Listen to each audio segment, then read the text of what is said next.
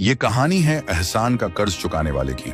लेकिन ये एहसान एक इंसान ने दूसरे इंसान पर नहीं, बल्कि एक इंसान ने जानवर पर किया था। वो जानवर जो अगर कभी किसी इंसान के सामने आ जाए तो उसे देखकर ही उसकी आधी जान चली जाए। अक्सर लोग जंगल में जाने से डरते हैं क्योंकि जंगल का इलाका इंसानों के लिए नहीं, उन जानवरों का होता है।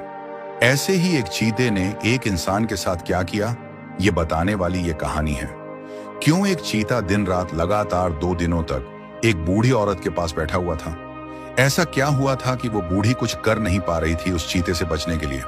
तो आइए शुरू करते हैं आज की कहानी, जिसे सुनकर और देखकर आपके रोंगटे खड़े हो जाएंगे। एक छोटा सा गांव था, हरे भरे खेत खलिहान, सुंदर मीठे पानी की झील, पहाड़ों से घिरे हुए उस गांव में किसी चीज की कोई कमी नहीं थी।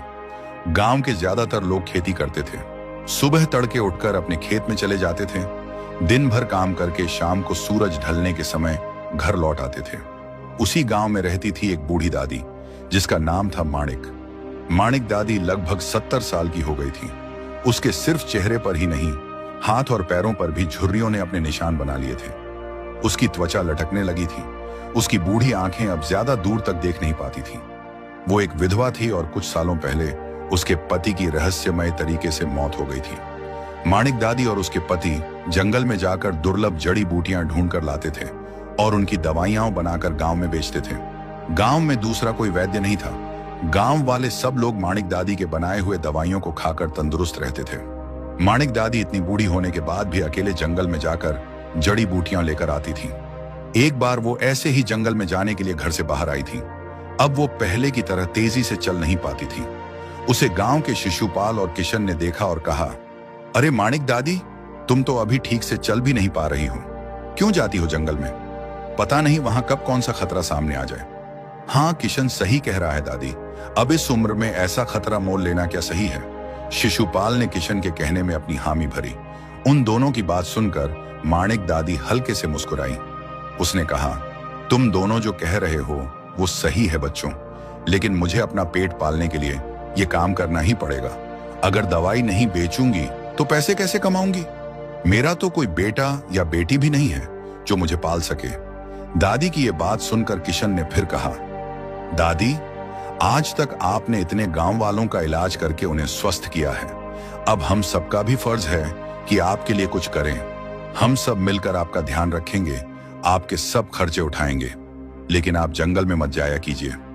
उसकी बात सुनकर माणिक दादी फिर एक बार मुस्कुराई और उन्होंने कहा, नहीं बेटा, जब तक इस शरीर में जान है तब तक मैं खुद काम करूंगी, बाकी सब भगवान की मर्जी। ऐसा कहकर माणिक दादी अपनी छड़ी पकड़कर जंगल में चली गई। जंगल में जाकर उसने अपनी हमेशा वाली जगह पर जाकर जड़ी बूटी तोड़ने लगी। उसे हर समय ऐसा लग रहा था कि कोई उस पर नजर रखे हुए है, लेकिन वो घबराई नहीं। उसने अपनी छड़ी पास ही रखी थी। उसने ध्यान से जड़ी बूटियां तोड़ी और धीरे धीरे चलकर गांव में वापस आई। अपने थरथराते हुए हाथों से पत्थर पर जड़ी बूटी पीसकर उसकी दवाई बनाकर कांच की शीशियों में भरकर रख दी। शाम होने के बाद शिशुपाल भागते हुए आया और उसने माणिक दादी से कहा, दादी दादी, जल्दी दवाई दे दीजिए, मेरी बेटी अचानक बुखार से तप रही है। माणिक दादी ने शिशुपाल से पूछा, क्या तुम्हारी बेटी पानी में भीगी थी? शिशुपाल ने कहा, हाँ, आज वो नदी में तैरने गई थी, उसके बाद ही उसे बुखार चढ़ा है। माणिक दादी ने कहा और एक शीशी उठाकर शिशुपाल के हाथ में रखी।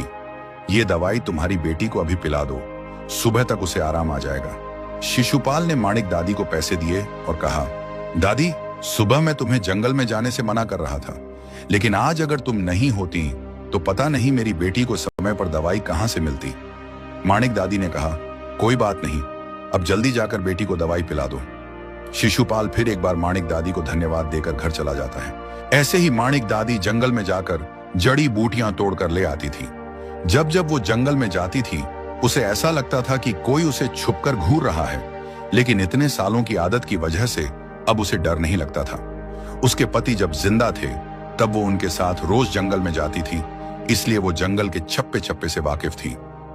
एक दिन गांव की ही एक औरत बिंदिया माणिक दादी के पास आई और उसने कहा, दादी, मेरी शादी को 6 साल हो गए हैं, लेकिन अभी तक मुझे बच्चा नहीं हो रहा है। तुम तो गांव के सब लोगों को दवाई देकर ठीक करती हो, तो मुझे भी कोई ऐसी दवाई दे दो जिससे मुझे बच्चा होने में आसानी हो जाए। नहीं तो मेरी सास मेरे पति की दूसरी शादी करवा देगी। ये सुनकर माणिक दादी ने कहा, चिंता मत करो बेटी, ऐसी एक जड़ी बूटी है जिससे तुम्हें बच्चा होने में आसानी होगी, लेकिन वो दवाई अभी मेरे पास नहीं है। मैं कल जंगल में जाकर वो जड़ी बूटी लेकर आती हूँ, फिर तुम्हें दवाई बनाकर दे दूंगी। बिंदिया ने झुककर माणिक दादी को प्रणाम किया और चली गई। अगले दिन माणिक दादी हमेशा की तरह जंगल में गई।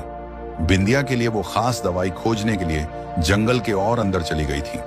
उसे वो जड़ी बूटी दिखाई दी और वो खुशी से उस जड़ी बूटी लेने जाने लगी, लेकिन तभी उसका पैर फिसल गया और वो एक गड्ढे में जाकर गिर गई। शाम हो चुकी थी और अंधेरा होने लगा था। आसपास ऐसा कोई नहीं था जो बूढ़ी माणिक दादी की मदद करे। कुछ देर तक वो वहीं उस गड्ढे में बैठी रही। उसके पैर में चोट आई थी और उसका पैर बहुत दर्द कर रहा था। वो जैसे तैसे गड्ढे से बाहर आने की कोशिश करने लगी थी। बहुत देर जूझने के बाद वो गड्ढे से बाहर आ गई, लेकिन अब माणिक दादी चल नहीं पा रही थी। वो अपने पैर को घसीटते हुए एक पेड़ के नीचे बैठ गई। उसने देखा कि पूरे जंगल में घना अंधेरा छा गया था। वो समझ गई कि इस टूटे हुए पैर से वो गांव तक पहुंच नहीं पाएगी। उसने अपने आप से कहा, माणिक, लगता है आज की रात इस जंगल में ही बितानी पड़ेगी। अगर जंगली जानवरों से बचकर जिंदा रही तो कल सुबह गांव जाने की कोशिश करूंगी। माणिक दादी वहीं बैठी रही। रात जैसे जैसे काली हो रही थी, अंधेरा और गहरा हो रहा था। साथ ही जंगल के उस सन्नाटे में जंगली जानवरों और झींगुरों की आवाज से जंगल की शांति भंग हो रही थी। बूढ़ी माणिक दादी के पास ना तो खाने के लिए कुछ था और ना ही प्यास बुझाने के लिए पानी। भूखी प्यासी वो बहुत देर तक वैसी ही बैठी रही और कुछ देर के बाद वहीं उसकी आंख लग गई। कुछ देर के बाद उसने महसूस किया कि जैसे उसके आसपास कोई है। उसने अपनी आंखें खोली और सामने देखा कि अंधेरे में दो आंखें पीली चमक रही हैं। धीरे धीरे वो आंखें उसके पास ही आ रही थीं। कुछ ही देर के बाद उन दो चमकती पीली आंखें उसके बिल्कुल नजदीक आ गईं और एक बड़ा चीता माणिक के पास आ गया। वो चीता माणिक को घूर रहा था। माणिक के पैर में आई हुई चोट की वजह से वो कहीं नहीं जा सकती थी।